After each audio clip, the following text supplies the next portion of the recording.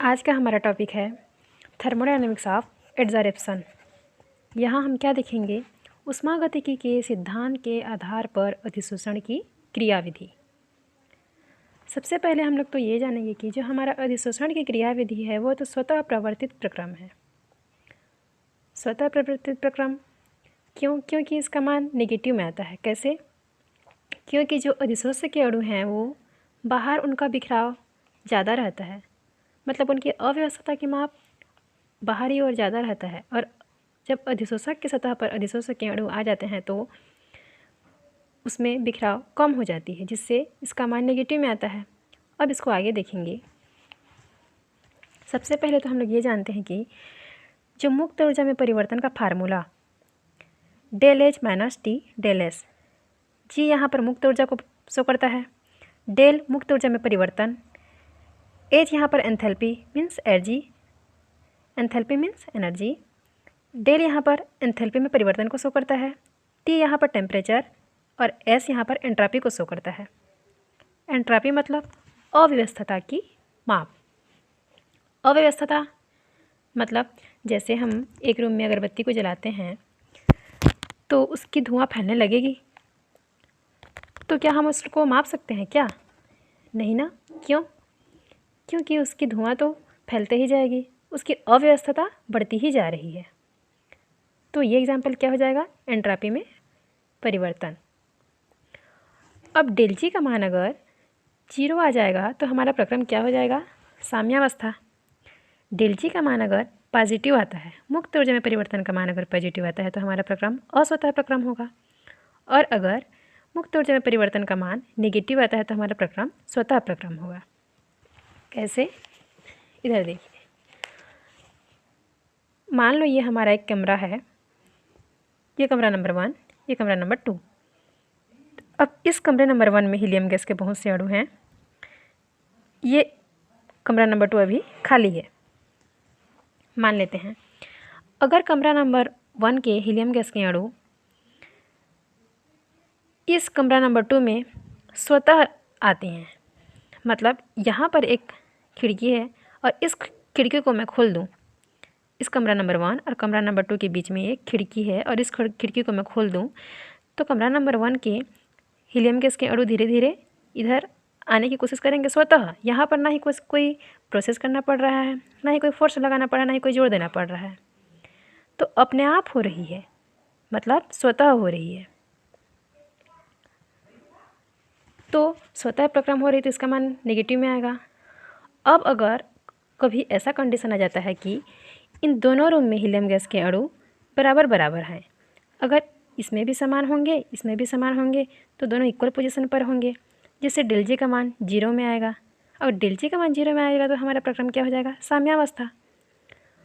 अब यदि मैं इस कमरे नंबर 2 में हीलियम गैस के अणु आ गए और यहाँ से मैं एक एक करके अगर इस रूम में भेजना चाहूँ, ज़रूरी तो नहीं है कि सारे अणु एक ही साथ आ जाएंगे। अब एक एक करके भेज रही हूँ तो इसमें जो प्रक्रम हो रही है वो अपने आप नहीं हो रही है, तो इस प्रक्रम को क्या कहेंगे? अस्वतः प्रक्रम, जिसके लिए हमारा डेल जी का मान क्या आता है? पॉजिटिव। आइए इसको देखते हैं। मान लो ये 3 यहाँ पर कंटेनर हैं, एक गैस के लिए, एक द्रव के लिए, एक ठोस के लिए। तो इस गैस में जो हमारे अणु हैं वो बहुत दूर दूर फैले हुए रहते हैं, मतलब इसमें अव्यवस्था द्रव और ठोस की तुलना में ज़्यादा होती है, और द्रव में ठोस से थोड़ी कम, क्योंकि द्रव में अणु सघन रूप से होते हैं। किसके कंपेयर में? गैस के कंपेयर में। और ठोस में देखें तो गैस और द्रव के कंपेयर में और ज़्यादा सघन रूप से अधिशोषित होते हैं। तो हम देखते हैं जब गैस से द्रव में जाते हैं तो एंट्रोपी में जो परिवर्तन का मान है वो नेगेटिव आता है। क्यों? क्योंकि यहाँ अव्यवस्था की माप इससे अधिक है, और हम लोग कहाँ जा रहे हैं? गैस से द्रव की ओर जा रहे हैं, तो एंट्रोपी में परिवर्तन का मान नेगेटिव आएगा ना। और अगर द्रव से गैस की ओर जाते हैं तो यहाँ अव्यवस्था की माप क्या हो रही है? द्रव से बढ़ रही है, तो बढ़ रही है तो ये पॉजिटिव में आएगा। सेम लाइक अगर द्रव से ठोस में जाते हैं, तो द्रव से ठोस में जाते हैं तो यहाँ अव्यवस्था की माप यहाँ से क्या हो रही है? कम हो रही है, तो इसमें डेल एस का मान क्या आ जाएगा? नेगेटिव। और अगर ठोस से द्रव जा रहे हैं तो अव्यवस्था की माप ठोस से द्रव में ज़्यादा हो रही है, इसलिए डेल एस का मान क्या जाएगा? पॉजिटिव। अब देखते हैं डेल जी के लिए डेल एच और टी डेल एस। इसमें डेल एच नेगेटिव होना चाहिए और डेल एस का मान भी नेगेटिव होना चाहिए। कब? ये मान लो हमारा एक अधिशोषक है, ये अधिशोषक सतह जहाँ पर अधिशोषक के अणु आकर अधिशोषित होते हैं। तो जब अधिशोषक के अणु आकर अधिशोषक की सतह पर अधिशोषित होते हैं तो यहाँ कुछ ना कुछ ऊर्जा बाहर निकलेगी। तो बाहर निकलेगी तो हमारा ये प्रक्रम ऊष्माक्षेपी प्रक्रम हो जाएगा। तो ऊष्माक्षेपी प्रक्रम में अगर ऊर्जा बाहर निकलती है तो हमारा डेल एच का मान क्या हो जाएगा? नेगेटिव हो जाएगा। क्यों नेगेटिव होगा? क्योंकि ऊष्मा बाहर निकल रही है। और जब अधिशोषित होती है, अगर अंदर से आती तो पॉजिटिव होता है ना। तो इसलिए डेल एच का मान क्या जाएगा? नेगेटिव। और डेल एस एंट्रॉपी में परिवर्तन का मान नेगेटिव होगा। क्यों होगा? क्योंकि पहले गैस के अणु बाहर रहते हैं तो अव्यवस्था में रहते हैं, इनकी कोई भी व्यवस्थित नहीं होते। लेकिन जब अधिशोषक की सतह पर अगर ये जिसको क्या बोलते हैं? अधिशोष्य के अणु, अधिशोष्य के अणु अगर यहाँ पर आकर अधिशोषित होते हैं तो अव्यवस्था की माप है वो कम हो जाएगी। कहाँ पर? अधिशोषक की सतह पर। तो इसके लिए जो डेल एस जो बिखराव का मान है वो अधिशोषण के होने के बाद क्या हो जाएगा? नेगेटिव। क्यों? क्योंकि बिखराव बाहर से ये अधिशोषक की सतह पर आ रहे हैं तो कम हो रही है। तो इसके लिए जो हमारा डेल एच का मान किस में आ गया? नेगेटिव में आ गया। और डेल एस का मान भी नेगेटिव में आ गया। तो क्या हो जाएगा? Del H is equal to minus del H, del G is equal to minus del H. और ये माइनस जुड़ कर क्या हो जाएंगे? प्लस। टी टेम्परेचर और डेल एस का डेल एस, माइनस माइनस यहाँ प्लस हो गए। अब आगे देखते हैं इसमें डेल जी को साम्यावस्था होने के लिए और स्वतः प्रक्रम होने के लिए और अस्वतः प्रक्रम होने के लिए डेल एच और टी डेल एस का मान कैसे होना चाहिए? साम्यावस्था में डेल जी के मान को 0 लाने के लिए डेल एच का मान और टी डेल एस का मान इक्वल होना चाहिए। तो डेल एच का मान यहाँ माइनस में था और टी डेल एस का मान भी माइनस में था।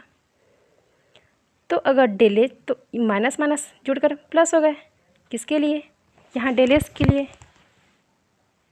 तो अगर डेल एच का मान 4 हो और टी डेल एस का मान +4 हो तो +4 से -4 कैंसिल, तो डेल जी का मान क्या जाएगा? 0। और डेल जी का मान 0 आता है तो हम लोग क्या बताई थी? साम्यावस्था बताई थी।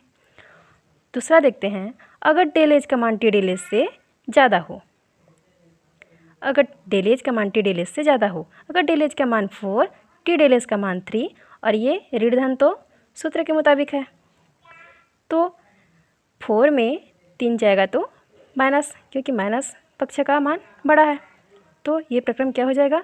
स्वतः प्रक्रम।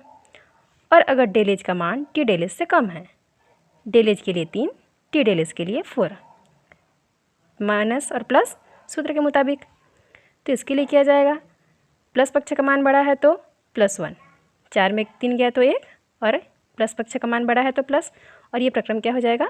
अस्वतः प्रक्रम। तो अब इसमें देखते हैं कि स्वतः प्रक्रम के लिए डेल एच को पर्याप्त क्या होना पड़ेगा? ऋणात्मक होना पड़ेगा और टी डेल एस से ज़्यादा होना या टी डेल एस को कम होना पड़ेगा। स्वतः प्रक्रम के लिए डेल एच को पर्याप्त ऋणात्मक होना पड़ेगा और टी डेल एस से ज़्यादा होना पड़ेगा। आया समझ में? यही है हमारा थर्मोडायनेमिक्स ऑफ एडसॉर्प्शन की क्रियाविधि।